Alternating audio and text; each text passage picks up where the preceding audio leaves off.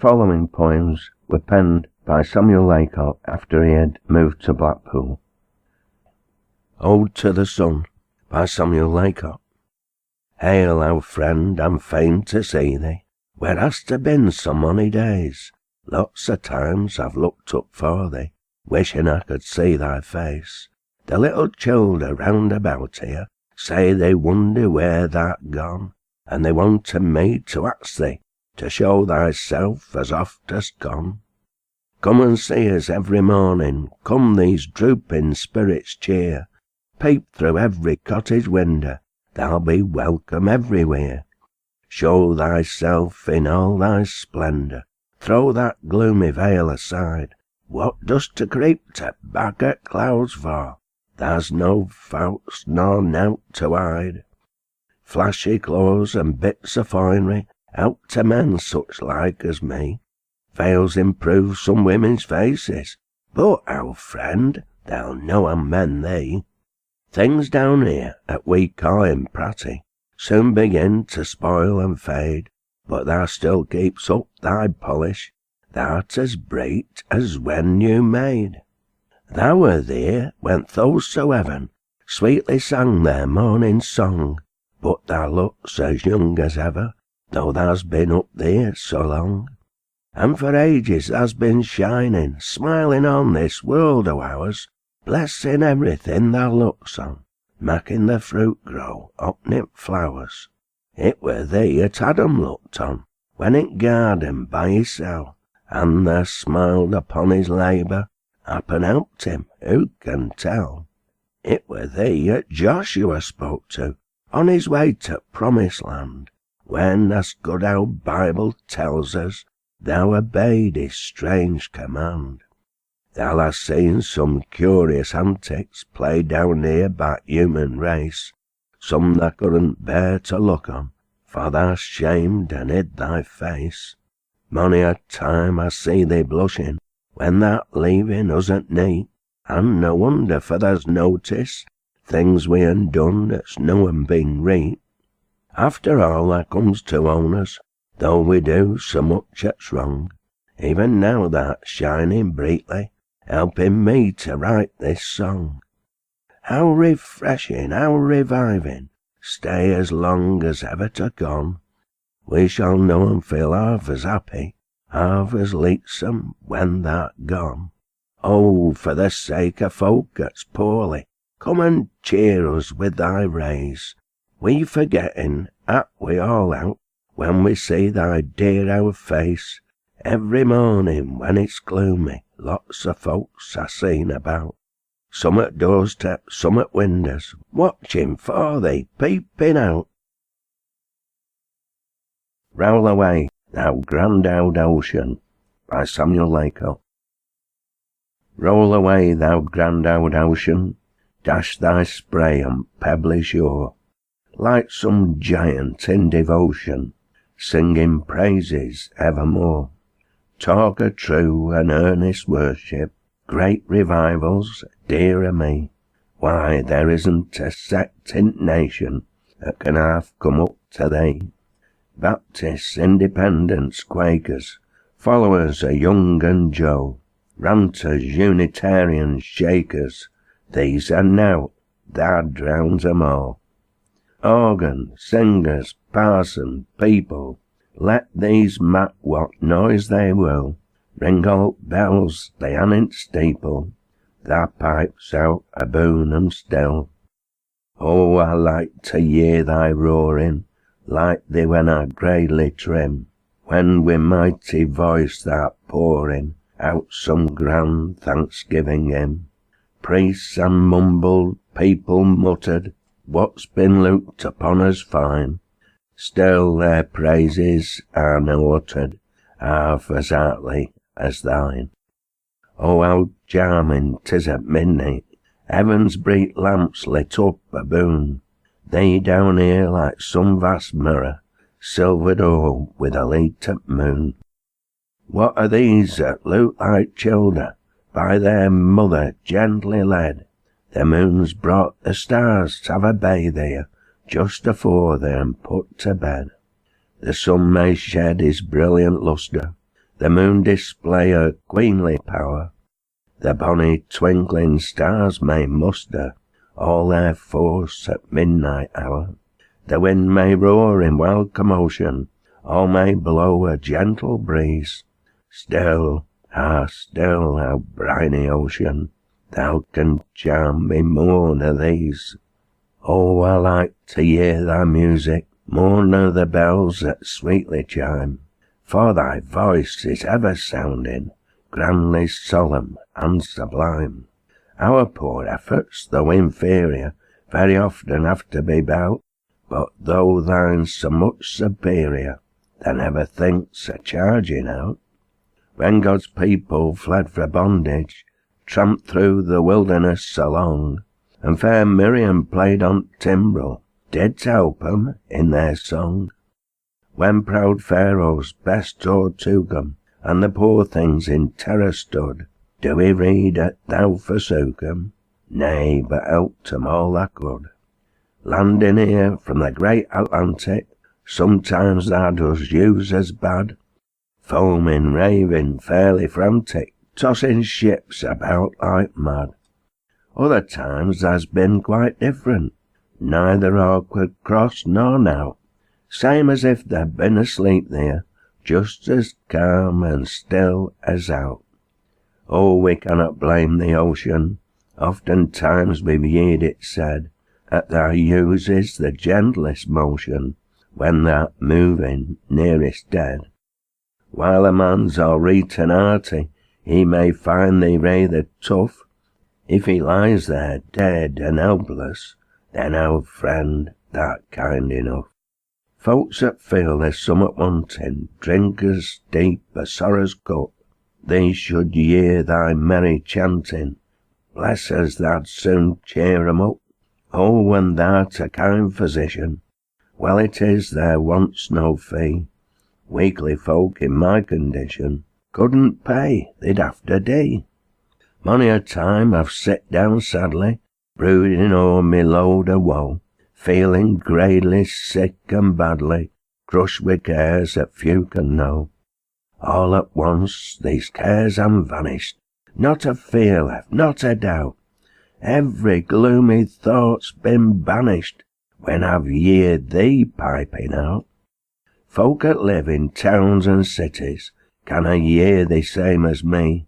Oh, but it's 1,000 pities everyone should hearken thee.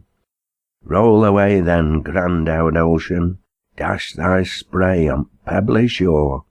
Thou never flags in thy devotion, always singing evermore. The Storm at Blackpool, March 1876, by Samuel Laycock. I tell thee what, friend, thou's been carrying on strangely. Thou's been on for a bit of a Malc, I think, and there seems out of humour with summat or other. What's to do with thee, like? Hast been having some drink? Thou's been rather top-heavy lately, that's certain, and they said thou's been cutting thy capers in straight. I know for a fact that we're damaging railings and spoiling us a promenade rarely one night. Hold thy noise, for it's no use attempting to deny it, for I've catched thy agate of this mischief myself. Thou were busy one day, pooing the hulk into pieces between New Aquarium and Royal Hotel. I seed thee, mon, ripping and tearing away there, and squandering the cobbles and the timbers about. Thou made a rare hole in the sea fence, I can tell thee, and thou's made a fine hole in me pocket, I doubt. T'other day I turned out to admire thy performance, intending to write a few lines in thy praise, but thou quenched every spark of poetical fervour when thou wet me best clothes and spat in me face. One likes to be friendly and gradely with strangers when they come down to spend a few days with us here, but if this is thy way of returning a kindness, they'll have but few friends down at Blackpool, I fear. Before thou goes back, I've a job at once doing. It'll keep thee from mischief at least for a day. There's a cartload of shingle that's thrown on me doorstep. I'll thank thee to set to and shift it away.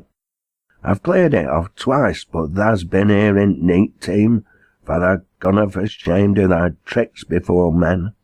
And when the lamps had been out, and tha thought nobody had seen thee, tha brought a great lot of this rubbish again. I'm fond of that song, sweep about your own doorsteps, and I've often ta'en brush out to sweep about mine, and I'm still very willing to side me own rubbish, but I canna just say it I like shifting thine. There's nobody in Blackpool much fonder nor I am of seeing a regular stunning good storm, and there's certainly gone some grand entertainments, still that costs us a deal when that comes to perform. When a thing's really good, we're quite willing to pay for it, but they knows me and neighbours are never so rich. We should like their exciting performances better, if it weren't for one thing that charges too much. They're clever, no doubt, and the money that's hired thee, I've been like myself fairly melted in tears. But look what a while there's been out in thy concerts. Thou's been practising thy songs for thousands of years. Thou'rt a very good servant, but shocking bad mester. Thou'rt as harmless as out while thou'rt keeping within bounds, but thou now and then gets in a terrible passion, and thou mak's weary work when thou art having thy rounds. Thou remember I praised thee at the first when I knew thee, then the sound of thy voice were grand music to me, but I've had rather more nor a bargain for lately, and we're nearer relations sin then, dost thou see. If thou wants to be friendly with those that admire thee, thou'll have to set to about mending thy ways, for thou canna expect a poor fellow to like thee, if thou wets his best clothes and spits in his face. When my porridge is ready, so good and eat, Owd Ocean, thou better be off, as it's getting so late.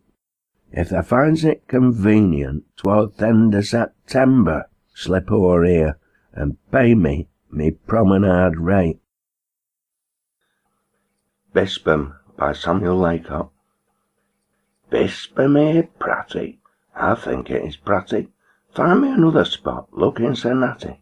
Hedgerows are blooming, old village perfuming, and gardens bed put on their pleasantest looks. The good childers new wesh love, and the bad ones new thresh love, while the dullards are kept in their slates and their boots. Bispam pratty, why bless thy life, Matty, thee on with thee bonnet and come here to neat. Throstles are singing and village bells ringing, and daisies are growing right under one's feet. Fling away sadness, love, fretting is madness, love. Come thy ways here, and thou'll see a grand seat. And down on thy shanks, lass, return God thy thanks, lass. We've never deserved this deities that served. Why, look up aboon at the bright queenly moon, how grandly who pours down her silvery light. Look at stars crowding near, like children gone there, to see their dear mother and bid her good night. Bispam pratty, I think it is pratty. Then come thy ways, Matty, and see for thyself. Come while it's May, love, for the flowers fade away, love, and the east winds may silence all songsters in dell. I've tidied me garden walks, shifted thou beanstalks, and dusted me parlour, expecting that come. So, if thou's a bonnet, lass, look sharp and don it, lass, and visit thou bard in his countrified wome. A Little Bit of Both Sides by Samuel Laycock. Part the first. He's just come home fuddled again, and flung himself down on the bed. One's sick of such low, drunken men, and I'm sure there's no one worse nor our Ned, for he spends nearly all he can get. What to do, I'm as fast as a thief. All the cupboards and drawers are to let, and our Jane's gone to ask for relief. As for good decent clothes, we're all bout, and we've nowt to stand up in but rags. To tell the truth, I'm ashamed to turn out, if it's na but when swilling our flags. And he knows how we are very well, but he's getting so ardent with drink that it's out of his nature to feel. He gets madder nor ever, I think. When he's drunk, he'll come in of a night and cower like a pig upon floor. Then I wish she'd get out of me seat and never come near to me no more. You may think me a hard-hearted wife and tell me I'm sadly to blame, but I think that if you lived my life, your actions would be about same. Luke, he cowers with his head upon thob. For a pillow he's getting his cap, and his face is as black as a cob. Dear me now, whatever's yon rap? It's landlord is coming for rent, but we haven't a farthing in thole. The last 3 halfpence we had has been spent on 250 to go. Hold on, lass, I've summat to say about the blame being thrown onto me. I know I've been drinking today, but it's all on it owing to thee. I'm not the only sinner in place, though I'm willing to own I've done wrong. Let me tell thee straight out to thy face that thou's done it thysel' with thy tongue. Thou knows that this scores of times said that a sup of warm brood would do good. Thou's made the spot that should shelter me head well as much like a hell as thou could. When I come in at neats for me work, it's a job for me to get in at door, and there's the house very often in dark, and the wash tub and clothes about floor. I know I'm a bit of a fool, and I know we've no bread upon shelf, but I know this, and so does thou too, thou's been the cause of this misery thyself. When I took thee as bride from thy womb, in that bonny bright month of May, just to think I intended to become the drunken sot that sees me today. Not I, and I tell thee what, wife, this longing for drink is so strong that there'll soon be an end to me life. I shall know I'm being rode on thee long. There's just one little favour I crave, and hope they'll be able to see that the drunkard that's gone to his grave attributes his downfall to thee. A Little Bit of Both Sides by Samuel Laycock, Part the Second. He's just signed a pledge as our John, and for once he's just done as he said. Why, to see him a right decent mon, well, he makes me feel wrong in me head. If the lad brings all his wage with him home, it will be a wonderful sight. However, I want it to come, and wish it were reckoning tonight. I wonder what neighbours'll think when they see me new bonnet and cap. I can fancy I see a sly wink at my man that I've had him on strap. They'll wonder what's up with thou lass, wearing silk where who once wore rags. Won't I look at myself in the glass, but I hear John's clogs upon flags. Well, that's here, lad, I thought it were thee, but bless us, thou art summoned wheat. Is it raining like that, dear me? Get these warm carpets shoon on thy feet. I'm just thinking how Skinflint'll stare when I call at his shop for some beef. He'll say he's no bones he can spare, for he'll think I've called him for relief. What's the landlord at Angel to do? Now thou's turned a teetotaler, John, they'll be greatly surprised down at the queue when they find out their customer's gone. Won't thy grey-headed feyther be glad? And th' old woman too when who's towed? But I'm sure they'll be hungry, my lad. Get thy bag in, thy tea'll be cowed. There's some nice buttered toast on thob, and the half of a herring there, see. I brought it to please our Bob, but I've saved a bit on it for thee. Now, thou'rt old enough to get what thou needs. There's some celery, see, and some salt, and some nice curran loaf without seeds. If thou'rt sure, it'll be thy own fault. There's plenty, me lass, and to spare, and I'm sure it all looks very nice. That's provided some capital fare, and there's no need for asking me twice. Where's our lads? Are they all gone to bed? As to put some warm breed to their feet? I feel rather uneasy on Ned, but let's hope that he'll soon get reet. I wish they'd bring teapot this way, and tea me a sup in me cup. But there's summat gone wrong, lass, eh?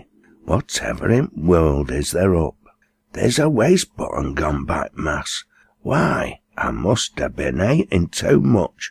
Well, it canna be out now, me lass. Get thy needle and give it a stitch.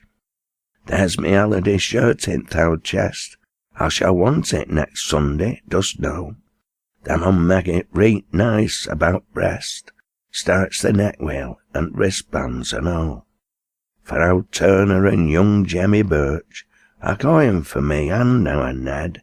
Thou may stare, but we're all bound to church. Bless me, lass, and ne'er been sin wi' her unwed. Our Jim by Samuel Laycock. I hardly know what to do with our Jim, for he's drunk every night of his life.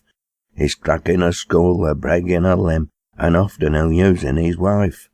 He's as mad as a bull when he's drinking his yed, and he gabbles and talks like a fool. And it's every word true what me granny's oft said, if he doesn't stop drinking, he'll rue. They've a nice cherry-faced thing of a brat that I've met down at Lane as I've come.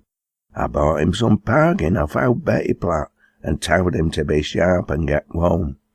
If his father had some wit and would put it to use, he'd buy the lad a pair of new clogs, but he'd rather be spending his time at Thowdew's, making matches with pigeons and dogs.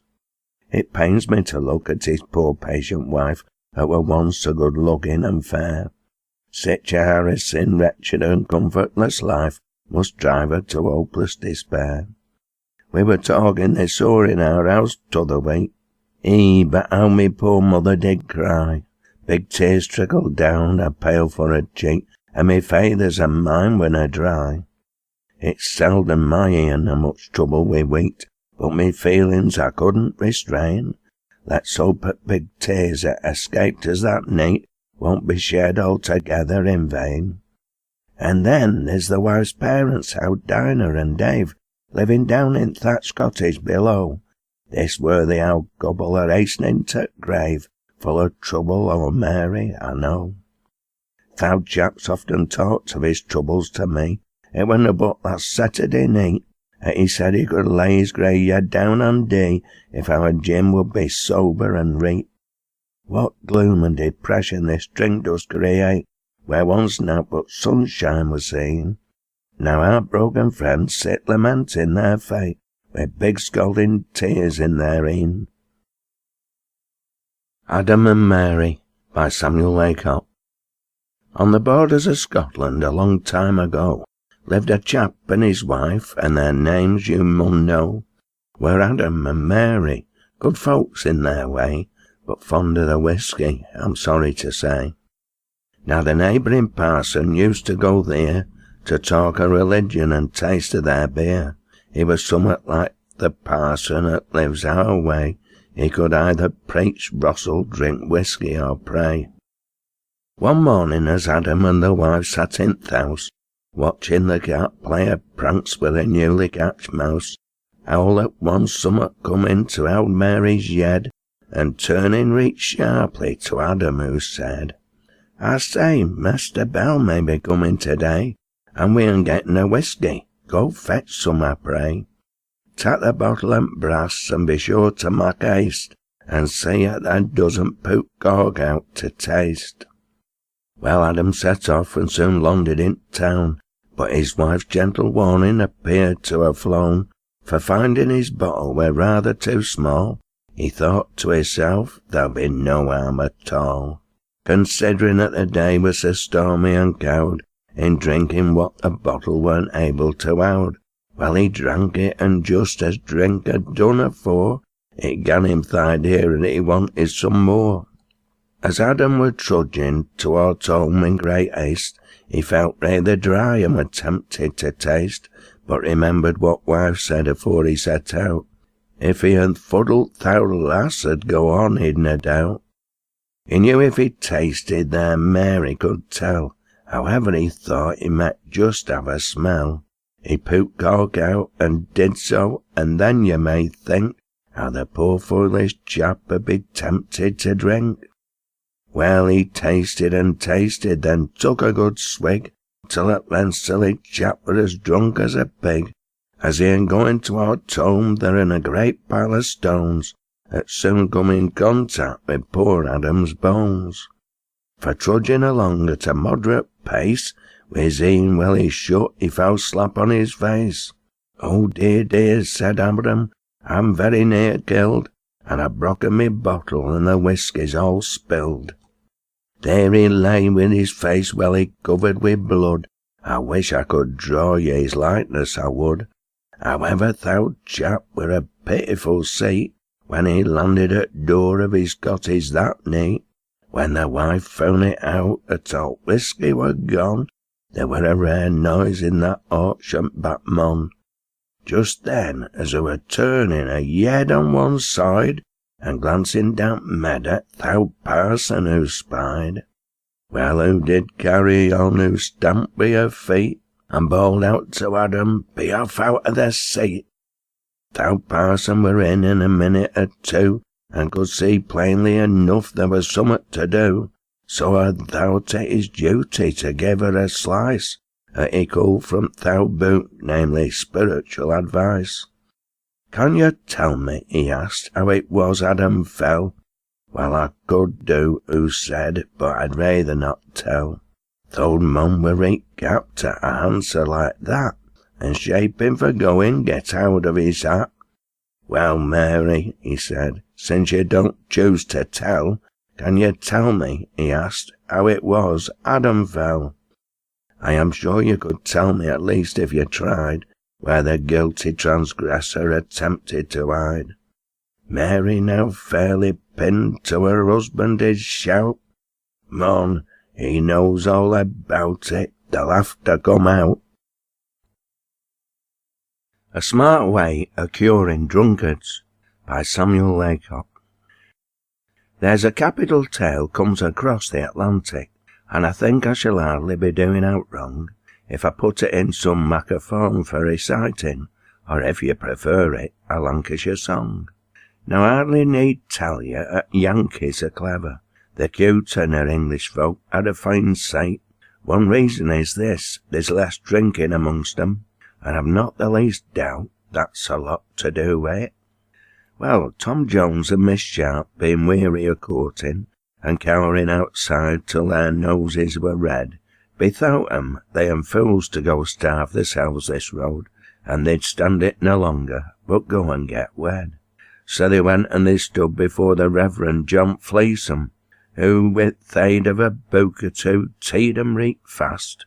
When they paid him his charges, they went away singing, "We cured a cowed feet and cowed noses at last." Now one night Tom stayed out rather later than usual, but at length wife beheld him come staggering in, and at the first when who seed him who thought he were poorly, but soon found it out, he smelled strongly of gin. Well, it pained her to find her dear Tom were a drunkard, and who said to herself, "I must cure him of this. You are ill, my dear husband, lie down on the sofa, or whatever's to do, love, whatever's amiss." Jane run off for old Dr. Bell and be handy, and ask him to bring a few pills and his lance, and tell Widder Thompson to come with her leeches, for my husband must have some assistance at once. When the servant had gone, who get out of some mustard and plastered it well o'er his hands and his feet. Now I dare say you'll summon you, call out, "Poor fellow," while others will laugh and say, "Just serves him right." Well, the doctor soon come, and the chap's pulse were examined, and he made the discovery that the fellow were tight. "Let him lie here," he said, "until 10 in the morning, and I think you'll find he will then be all right." "Oh no," said his wife, "sir, you must be mistaken. I am sure my dear husband is dangerously ill. You must shave him his head, sir, and then apply blisters, or else I shall send for a doctor who will. So they shaved him his yed well, and then it were blistered, but still all their efforts to rouse him were vain, for he kept snoring on until daylight in morning, when he wakened and seemed to be conscious of pain.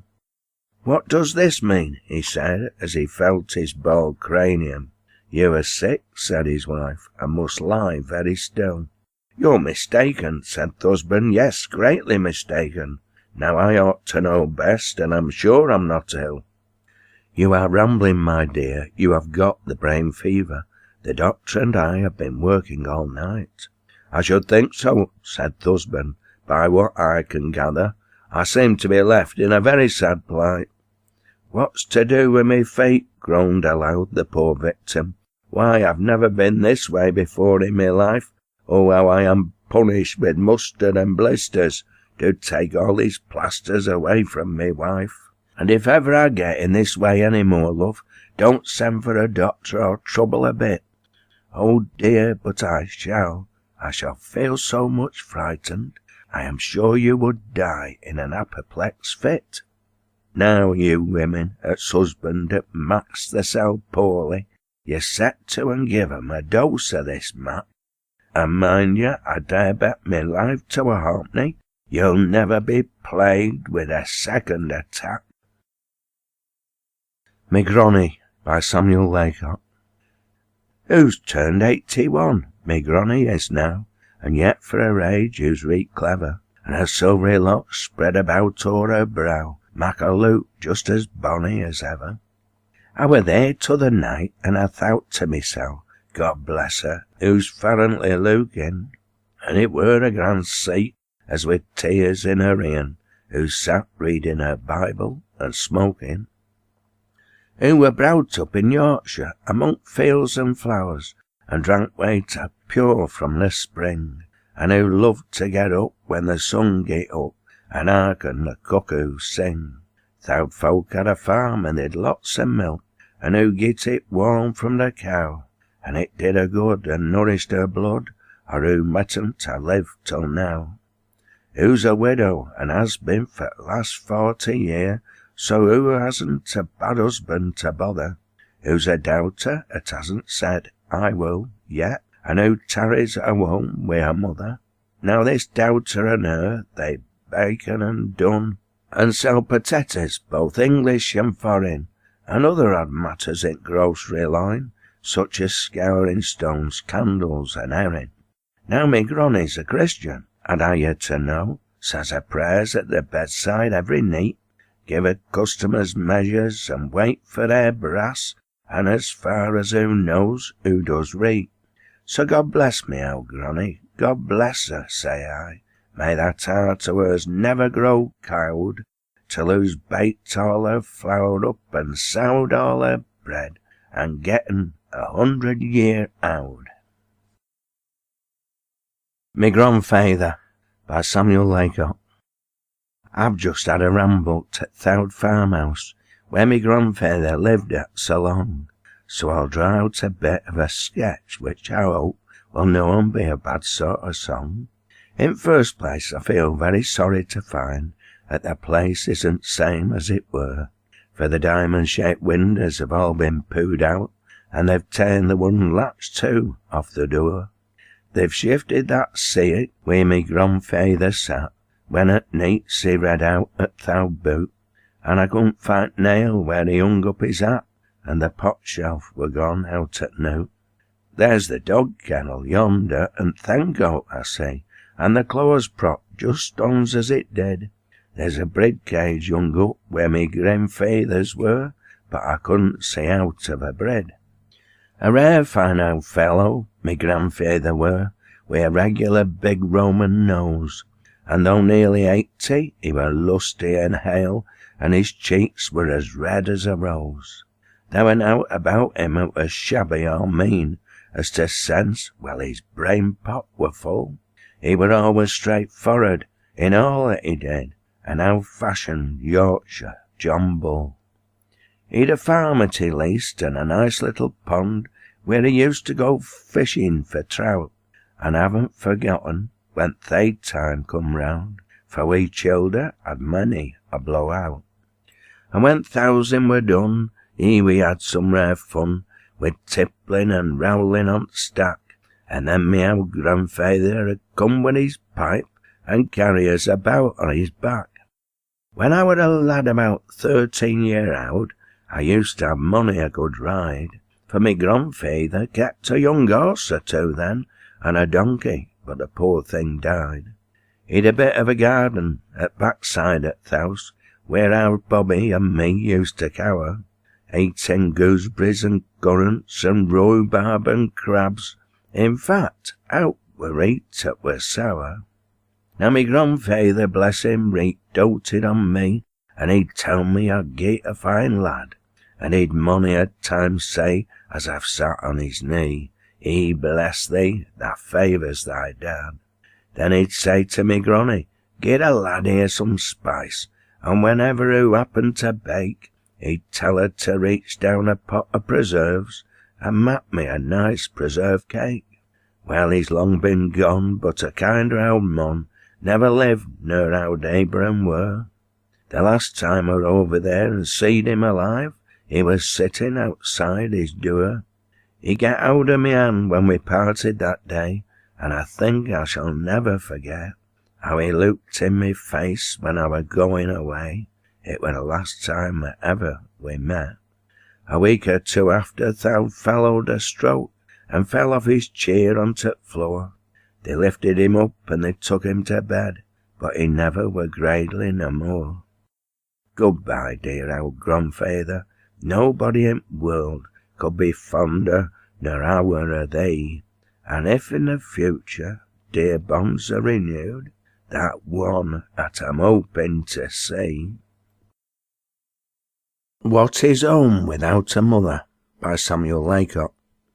That depends if who's bad-tempered, fond of giving the bairns a souse, punching the cat for being hungry. There's no peace when who's in th' house. If who's one that taks to drinking, putting th' husband's clothes in pop, one that never mends her stockings, let her tack her hook and stop. If who's one that's fond of gossip, leaving th' house in childer's care, putting washing off till Friday, that's a mother we can spare.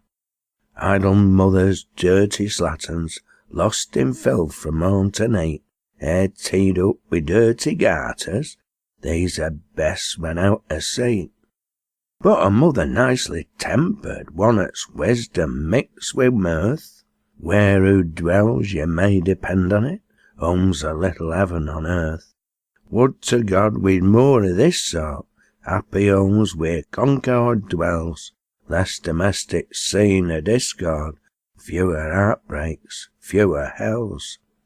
Dr. Watts, I think it's Doctor, tells us little birds are great. Well, if they can do 'bout wrangling, when together, cannot we? Homes are what we players to mak 'em, never better, never worse. Some are brightened up with blessings, others blighted with a curse. What is home 'bout prattling voices, ringing out from morn to night? Still we never seem to miss 'em till they're dead and out at sea. Home's not walls, but summat grander, loving hearts and tender flowers. Let's protect and prize these jewels, while they're with us, while they're ours. Wintry winds may come and smite 'em while in youthful bloom, while we're feasting on their beauties, drinking in their sweet perfume. What is home without a mother? Lonely, cheerless, heartless, cowed. Wealth can never warm that homestead, though its floors are paved with gowd. Have we answered question fairly? Come now, dunna be too hard. Can you hope to get out better from a poor and wifeless bard? Birds can warble best when mated, hutched together so they sen. Well, I hardly need to tell you that it's just that way with men. Let thou bird that sits here mateless, fretting on a leafless tree, crooning songs of grief and sadness, once agone his partner see. Then he'll tune anew his harp-strings, warble once again in grove, pipe out notes of hearty welcome, sing to mate he's learned to love. 48 by Samuel Laycock. 48? Where's looking glass? Dear, I'm getting grey by moss, and yet it seems but yesterday sin I were a little lad at play. One must ha' calculated wrong, I've hardly been in world so long. Besides, I find I'm middling straight, and yet I must be 48. Where's the Bible that'll tell me age? Oh, here it is, next title page. Here's Abram's name and Betty's too, two little things I never knew. And here's me brother John's, I see, he's all 2 years ahead of me. And here comes mine, it must be right, I'm 48, 48. How time does jog along for sure, just a year last somebody's punting door. Hey, Jim, our lad, how's thou got here? Come for'ard, mon, put that cheer. How bread I do feel some and glad, but thou art some altered lad. Thou stop and have a cup of tea, I'm 48 year old today. It's 40 years since they and me get thrashed for climbing th' apple tree. Thou recollect that Friday too, when all us lads ran off from school to go fishing in river. I'st never forget that Friday, never. I've no forgot being strapped in fowd, although I'm 48 year old. Let's see, what age will thou be, Jim? How bred? Thou looks in decent trim. But then, there's this in it, just to see, thou hasn't been wed as oft as me. Perhaps thou think I've been too soft, and wed a time or two too oft. Well, there it is, lad, wrong or right, there's foolish folk at 48. And, mon, there's ups and downs in life, and will be whether a chap's a wife, or living bout one same as thee. There's single folk worse off nor me, and it isn't always those that's the brass that's the happiest, is it, Sarah lass? Well, come out, wench, let's have some tea. I'm 48 year old today. I'm 48 year old today. Thou Doorsneck by Samuel Laycock. There's no very grand in an outdoor snack, but its value lies here, dear see. It belongs to th' house door where I lived when a lad, and of course it's most precious to me. I were born in that cottage, at least so they say, but can hardly remember th' event. I didn't stir about much for th' first 2-3 days, for they kept me locked up in a fent. I've been threshed in that house, not because I'd done wrong, but because I'd no power to do right. I'd two glaring folks getting hungry too soon, and wearing me clogs off me feet. But how could I help me how clogs getting worn? Don't a childer get hungry now? There seems to be two of the original sins that we canna shake off us somehow. Whether Adam and Eve were to blame for this work, I'm not in position to say, but there's one thing we know, we had after it to find there's a lot of good mate thrown away. Well, about this house snack, it's been middling well worn, like me neighbour Tom Harlow's howd at. It's been handled and rubbed about th' edges a deal, but my thumb's out to do some of that. I'm sorry th' house is unoccupied now, still I never go past but a call, for it brings to me mind childish acts and events, more nor anything else that I know. The better garden's there yet, but the gardener's dead, and the flowers are all gone to decay. When I looked at dear spot, it brings tears to me e'en, and I have to turn sadly away. So I value the doorsneck as a relic at past. It's a sort of a heirloom to me. Saying this, I can live me young days o'er again, kneel once more at me dear mother's knee. It were down on that floor that I lisped me first prayer. It were there that I sung me first stave. But the kind Christian parents that taught me these things have long been asleep in their grave. They lie side by side, brother Robert's there too, and now there's but 2 on us left. I'm like a knife blade getting worn down and thin, and ready to drop out at theft. The mainspring's getting cranky, a bit I can feel, and the rivets are all working loose. When I've scraped a bit longer, they'll fling me away like a thing that's of no further use.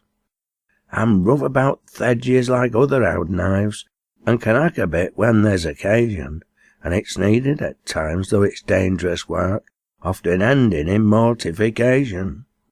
But I'm rambling away from his subject, I find. Still, you am pleased to excuse me this time. But I'll bring to a close these few trifling remarks that I've tried to work up into rhyme. I shall value thou snack as one of those things that I've handled and looked on when young, and shall store it amongst other treasures I have, till my very last song has been sung. And while Flora may value her jewels and her pearls that so gracefully hang on her neck, I'm content with a relic from th' home of me birth, and shall stick to me outdoor snack. The word snack means a latch. The Bonny Bread's Birthday by Samuel Laycock.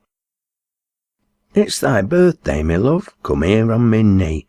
That's a darling. How old art now, let me see. 4 year old, is that all? Well, thou art a fine girl. And this is thy birthday, well, give us a curl.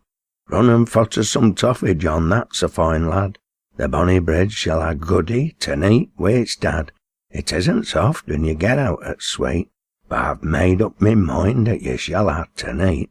Here he comes, see what goody there is. Now what dost say for it? Come, gimme a kiss. Ooh, that were a sweet un.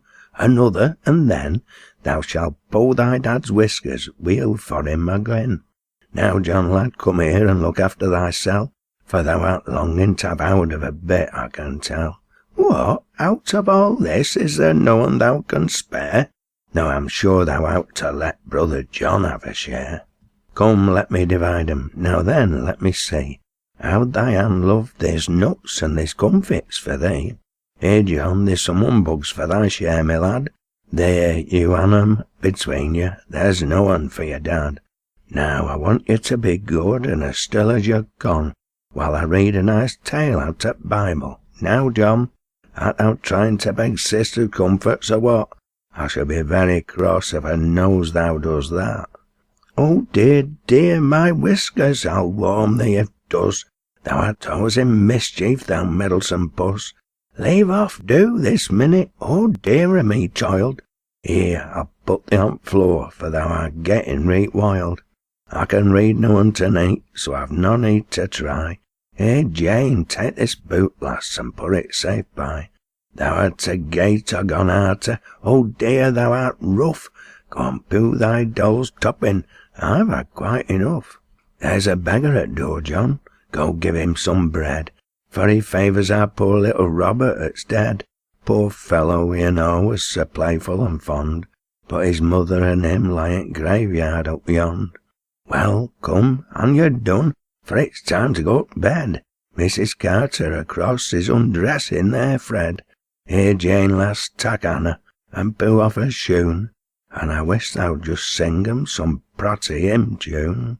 When their mother were here to undress 'em at neat, who sung such nice songs while they're warming their feet, then they'd both kneel 'em down and they'd lisp out their prayers. When they'd done, we used to kiss 'em and tuck 'em upstairs. Now then, love, come here, it's thy birthday, is this, so before thou goes to bed, I shall want one more kiss. What, art looking again?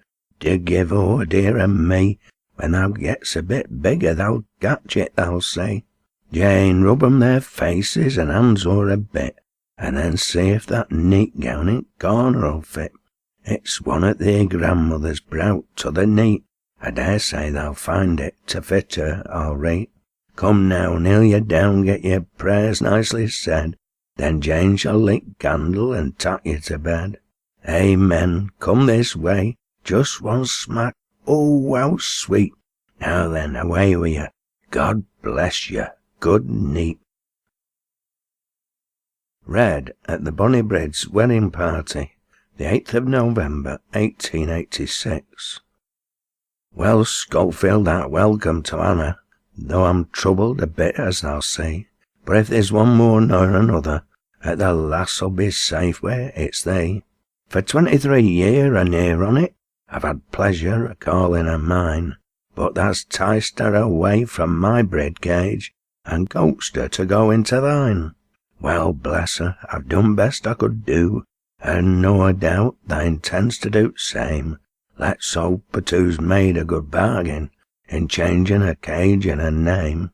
When who gets to her home at New Moston, may her neighbours out there be as kind, and as anxious to make her feel happy, as those her two's leaving behind. Now it's pleasant to have one's good wishes, and these you'll tap with you, I'm sure. But what is there more to feel proud on than a hearty God bless you from poor? A loving and good mother's blessing is all far greater value nor gold. You may find human nature in crescent, but you'll find a deal more on it in fold. 2 years sin thou sought my acquaintance, and admired either me or me song. At least I pretended to do so, but I saw through thy game all along. We had our nice walks in the morning, and me company them were all right. But there's one little matter I noticed. Thy een were on the bread cage at night. It's all very well to be laughing, but youth always did laugh at age. That deserving a right down good thrashing for stealing me bread out at cage. Well, ne'er mind, if that suited that welcome, and I've no a doubt but thy motives are pure, so I'll not have thee ta'en up for robbery, if thou promise to do it no more. These presents from friends and from neighbours are expressive of love and goodwill. They're all very pretty and useful, and some of 'em samples of skill. When they get to Rose Cottage, New Moston, they cannot but serve to remind of the years that you spent here at Blackpool with those that you're leaving behind. We shall think on you kindly and often, although you're away out at sea. We shall miss Hannah's footsteps on threshold. We shall miss, too, her well-known good night. Well, you go with a fellow's good wishes. You're united for better or worse. You'll both have to draw in one harness, and join at one bed and one purse. And now just one word to those present. I'm fairly surprised, I must own, at the manner you entreated young couple, and the good neighbourly feeling you han shown. You han flung a few flowers in life's pathway, and royalty couldn't do more. These presents, kind words, and good wishes will long be remembered, I'm sure. To my daughter Bertha, on her 20th birthday. Bertha, me lass, it's 20 years sin thou first come amongst us here. The latest bird no a message left our humble home, proclaiming the glorious news that come. Not a word. We made no bother, made no noise, as if we found some valued prize. Not a bit, nor did we ask folk in to see a miracle are out, not we. We'd more wit. We'd seen such miracles before, and had to feed some half a score, clog 'em too, and though we'd one more mouth to fill, your mother, wi' care and skill, made things do. The sky then were no but darkish, lass. Like others we were short of brass, and friendless, poor, but the clouds have partly passed away, and now we thankfully can say, bread's more sure. It's true success we're daily bout, but every foe we're fairly felt, bravely met, and though the remark may smack of pride, we've ne'er done nought we wish to hide, never yet. Well, thou's been with us 20 year, seen many a smile and many a tear, some thou's shed. We've had a thorn for every rose, there's links been severed as the nose, 2 are wed, and 5 frail flowers have drooped and died. They're sleeping yonder, side by side, 'neath a yew. We found it hard with these to part, and more nor one poor wounded heart lies there too. Well, those we still have wares here do all they can our hearts to cheer. Now we're old, we value these dear tender ties, these kindly acts your parents prize. more nor gold. And should it ever be your lot to have to leave our humble cot, may you find your future home's as snug and pat, and every way as good as that left behind. And here I end me humble lay, I've getten nowt no more to say, no but this, that while thou roams through nature's bowers, we hope thou'll meet with lots of flowers, lots of bliss. To my son, John Edward, on his birthday. John Edward, it's thy birthday, lad, it's the 29th of May. Thou should be getting on a bit, that's 8 year out today. I recollect that Sunday morn when first I seed thee here. Thy granny had thee on her knee, sit down in rocking chair. A little tiny thing thou were, a pretty babby too. We were some pleased to see thee, mon, we did map some ado. We lapped thee up in flannel coats for fear thou'd get a cowed, and couldn't ha' cared more for thee, child, if thou'd been made a gowd. What changed since then, thy granny's deed, who'll never come here no more, to pick thy tops and marbles up when to let some fall on floor. Those arms we're off there'n used to cower, and long been stiff and cowed, for when who died, there'n but young, a year and 3 months out. Thy dear old granddad's dead and all, and with thy granny laid. Not many weeks afore he died, he bout thee a wooden spade. I recollect he come in th' house, and handing it to me, he said he'd just been down to th' fair, and bout it there for thee. Soon after this bad times set in, when thousands had to clem. What made things were for us, we'd twins, and had to do for them. We'd 2 more then to rig out with clothes, and 2 more mouths to feed. And this went on for 7 months, when little Sarah died. We laid her in a stranger's grave. This pains me heart to tell. Without it hard to put her there, and leave her by herself. We're known 'bout troubles then, my lad, with summat to bear thou sees. I hopes thou ne'er had to feet with pinching times like these. Just 6 months after this event, another babby come, and bless it, thou weren quite full up. We'n like to find it room. We called it Robert, dost know, a bonny little lad, and when I had him on me knee, I used to feel so glad. But summat used to tell me then, that we should have to part. I know the very thought of this would biz me reeked at that. Me fears were soon all realised the poor little thing ate cold. He'd the measles, and they took him off when nobbut 10 months old. Well, time went dragging on until one dull December morn, we'd one more little stranger come, for bonny Brid were born. And bless it, it were welcome too, we'n fain to see it come. I towed it to try and settle down and make itself a home. Lad, we were some busy then, we'n welly fast dost see. We'n short of bobbies, clogs and stuff for little Joe and thee. And so to let the child have a share and mak things tea and fit, thy mother, me, our Joe and thee weren forced to pinch a bit. But lads, I've the worst to tell thee yet, for the truth mun now be towed. Thy mother ventured out too soon, and so who gate a cowed. We laboured hard and prayed to God that dear one's life to save. But all were vain who died, and now is resting in her grave. And Lizzie's gone, that bonny lass that went with thee to school. You used to romp about in fields and play at Babhouse too. A loving little thing who were her feyther's hope and pride.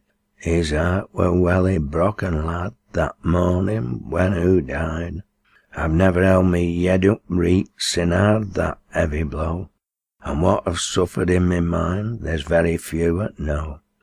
I canna feel reet settled now, whatever I may do, but always live in fear and dread, lest I should lose thee too.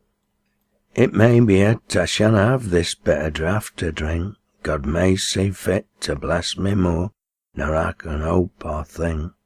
At any rate, I feel resolved to trust him as in past. These trials may prove blessings yet, and turn out right at last. Let's hope for best. Welcome, me lad. I think we am bound to bake, and as the lightsome, thou shall have a nice southern bottom cake. And here's a penny for thee too, thou'rt fond of summat sweet. So we're ain't on it now, save t'other while to need. Now then, look sharp, be off to school. I've told thee all I want.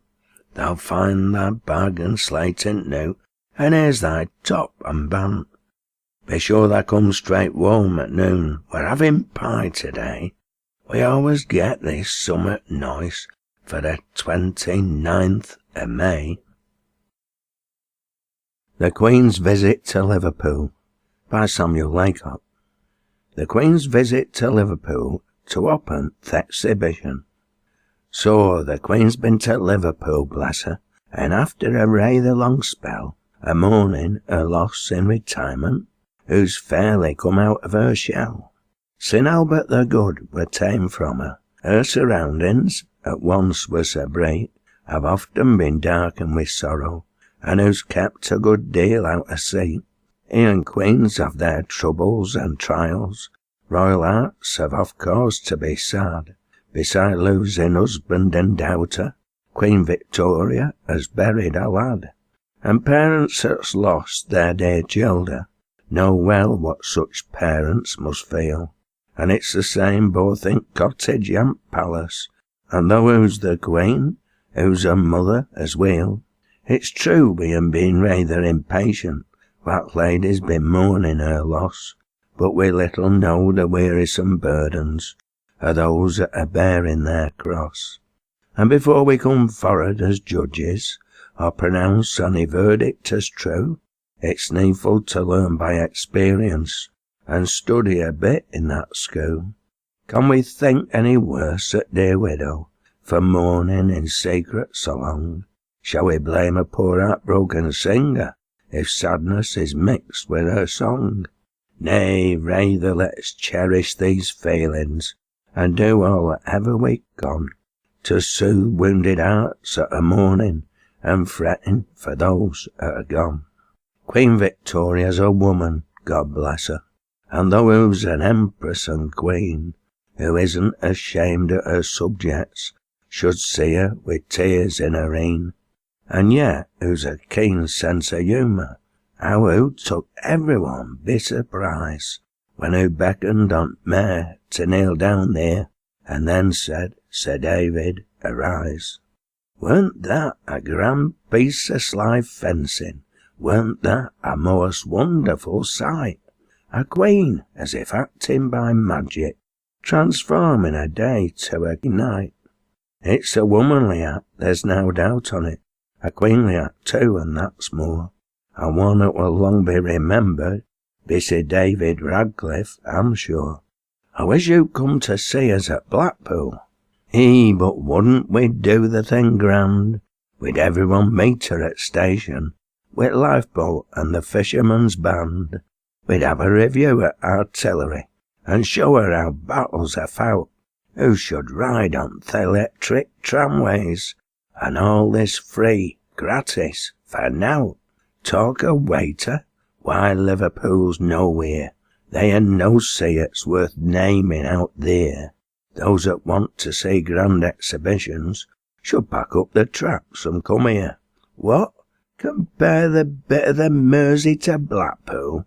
Why, th' idea would amount to a sin. It's plain we could lick 'em quite hollow, with the Thames up at Lunnon thrown in.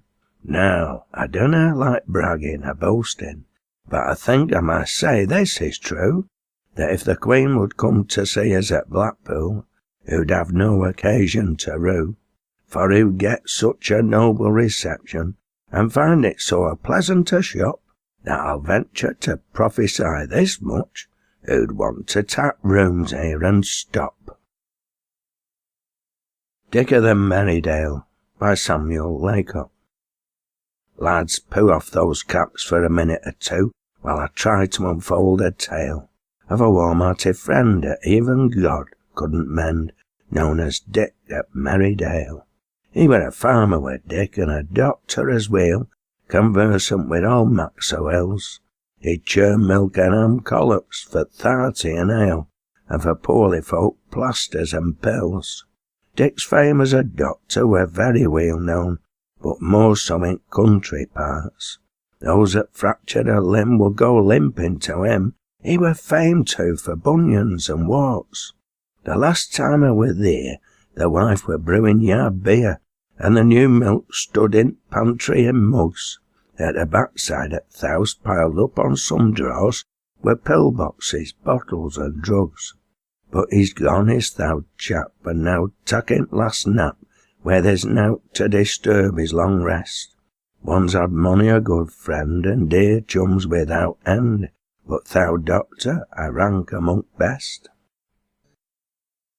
Isaac Bradshaw by Samuel Laycock. How'd Isaac Bradshaw keeps a shop the next door to Nancy Wood's. His carrots, turnips, apples, eggs, red cabbages and spuds. His scrubbing brushes, idle bat, mop heads and wooden pails. His besoms, lading cans and mugs, oil, candlesticks and nails. He does a bit in quacking line and mending broken limbs. At curing tooth warp, he's a brick. He's cured me Uncle Jim's. I'll tell you how thou cove he does. You'll think he's false, no doubt. He sets a pair of pincers on and poos the beggars out. One day, me feyther hurt his thumb with helping to kill a cove.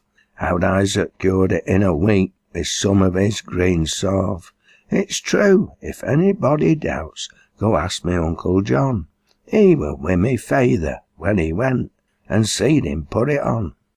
His yedwart pills how'd Isaac has, and pills for purging too.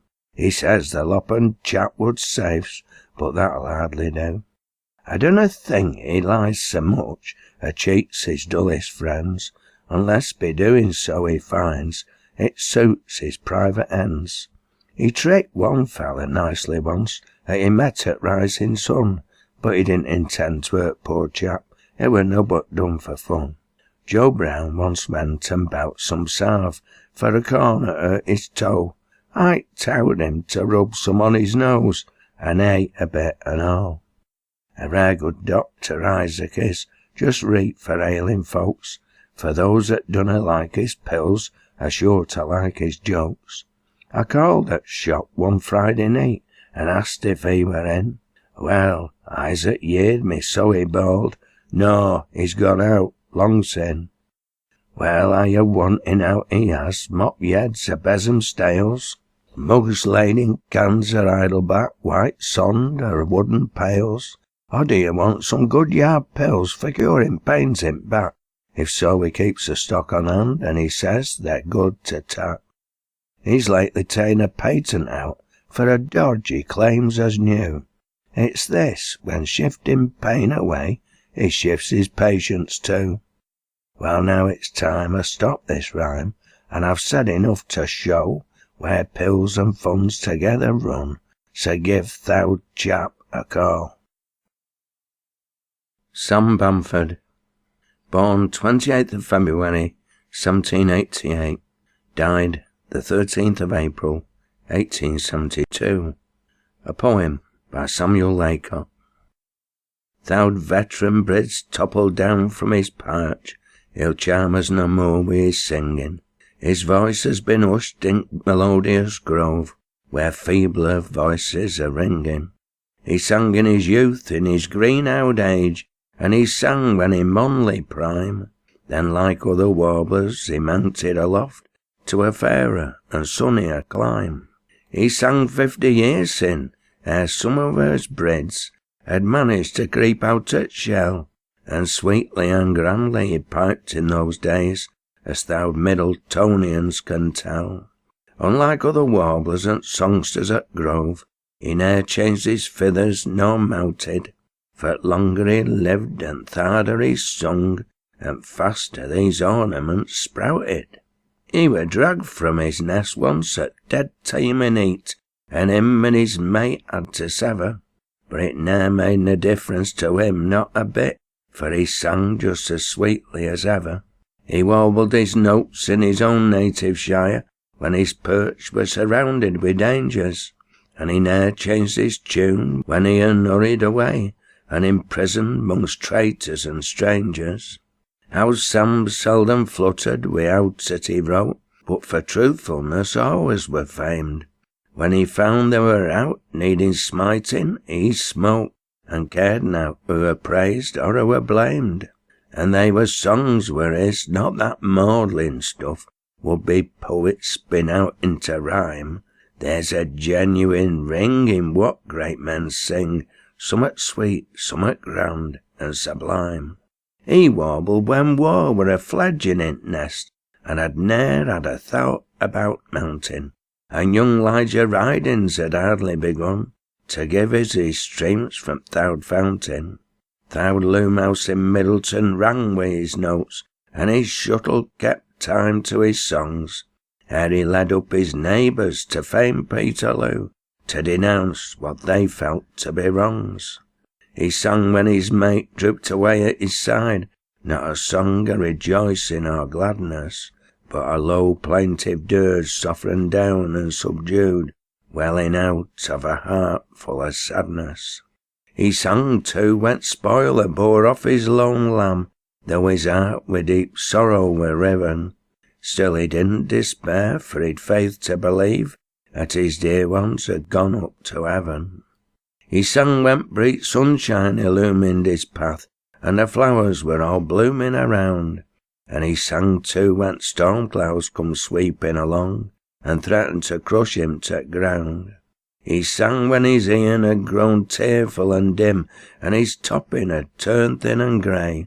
And the muse never left this old veteran bard, till death come and took him away. Thus he sang till he died, and his soul-stirring strains never failed to encourage and bless, for he loved to rejoice with those hearts that rejoiced, and sorrow with those in distress. God bless him, and if there's a spot up aboon where dwells the noble-minded and pure, where the songsters are gathered to strike up a tune, thou bridge perched amongst 'em, we're sure.